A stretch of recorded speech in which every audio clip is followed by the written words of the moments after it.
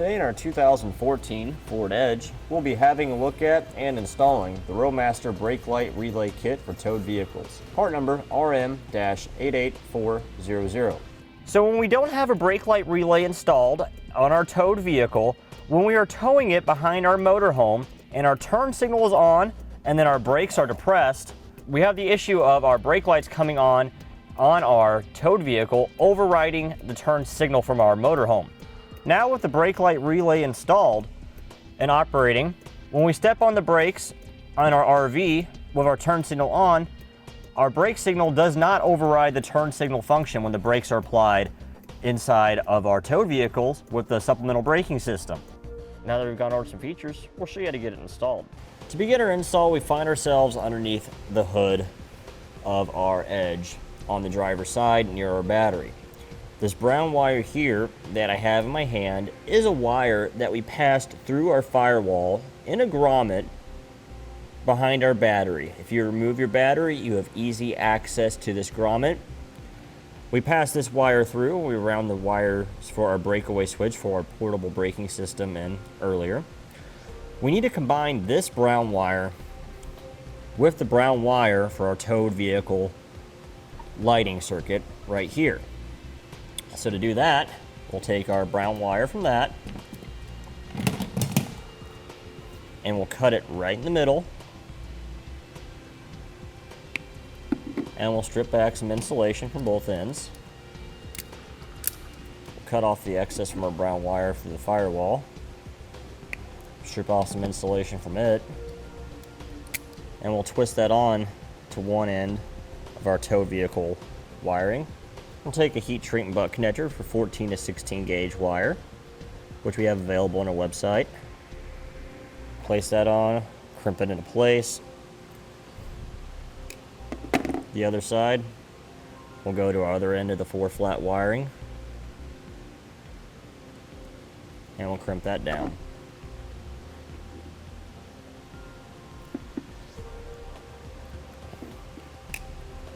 Now we'll use a heat gun, which we have available on our website. The reason we use a heat gun is because it's an indirect source of heat versus direct flame, and we'll shrink down our butt connector.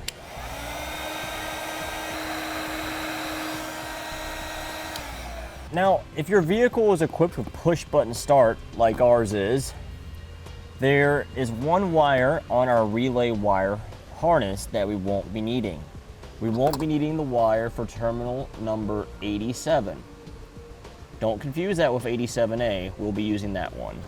Terminal 87 is the green wire. Since we're not going to be using this one, we'll just go ahead and snip it off.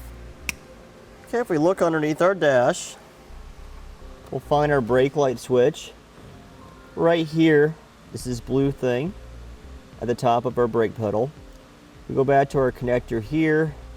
I peel the tape back from the wiring so we can figure out which wire we need to tap into. I have our multimeter hooked on to a purple and white wire. There's 2 of them, so you'll need to test them both individually.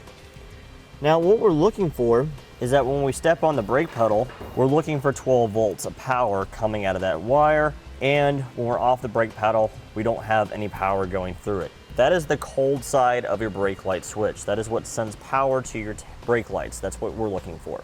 Okay, so we're not on the brake pedal. We have 0.006 volts, which is just basic backfeeding voltage. There's no actual voltage. I'll step on it now, or press down on it.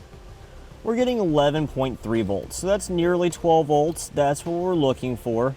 The reason it's a little bit lower, well, we've had our doors open here a little bit today, so our dome light has drained the battery ever so slightly. So we'll go ahead, now that we determine which wire it is, we'll cut that wire, making sure we leave ourselves some room to work. Right there. And we'll take off our probe. Now we'll strip back the insulation from both ends of the wire. Here with our wires stripped back, we'll now place on our blue butt connectors, which come with our kit, and crimp them into place. One on each end of the wires. All right. And then we'll pull back, Make sure these are crimped down tight so they won't pull off, which they are. Okay, now we'll take our relay harness. As you see, there's already pre-stripped wire. So you just pull off the end. The blue wire is the one going to go to the butt connector that's closest to our switch, which is this one right here. We have too much wire exposed right now, so what I'm going to do is just cut off a little bit, just like that. And I'll twist it together nice and tight. Insert it into the butt connector. And I'll crimp it down. Now our black wire goes to the other butt connector we installed. And we'll do the same thing here by taking off our excess wire.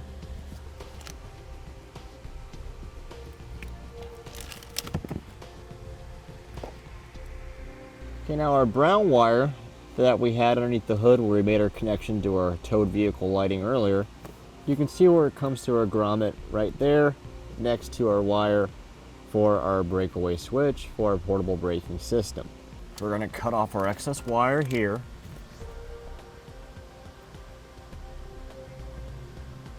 Strip back some insulation. Use one of our butt connectors and crimp it on down. We'll take the red wire off of our relay harness, and just like we did with all the other wires, we'll remove the excess and we'll crimp that into the butt connector. Now we'll take a relay.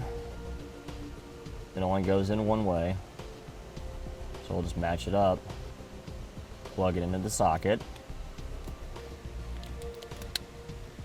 Okay, our white wire here, this is our ground. We'll peel back the insulation. We're going to twist this together and fold it back to double up the wire.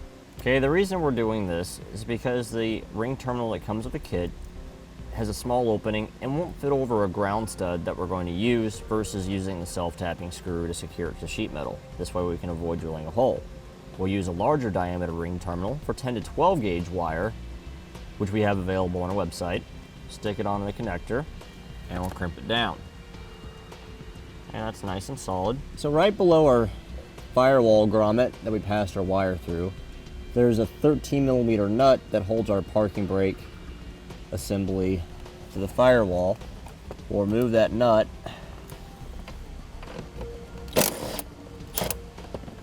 We'll place the ring terminal over the stud and resecure the nut and tighten it back down. Okay, in our particular application, we found that since our vehicle has 2 purple and white wires, we have the option here of running a second Brake-Lite relay installed the exact same way as we did on the first one on our second purple and white wire. Or we can tie those wires in together and use just one Brake-Lite relay. However, if you're only using one Brake-Lite relay, your vehicle's bulb out indicator won't work for your brake lights. That's just something to keep in mind. So we're going to repeat the same process to install a Brake-Lite relay on our other purple and white wire now. And here's what it looks like when you combine the 2 wires together to use one relay. Okay, we went ahead and secured up our Brake-Lite relay to some wiring harnesses underneath the dash. This will keep it away from our feet as we're driving, and this will also keep it away from any moving parts, such as our steering column right here. And that completes our look at and installation of the Roadmaster Brake-Lite relay kit for towed vehicles, part number RM-88400 on our 2014 Ford Edge.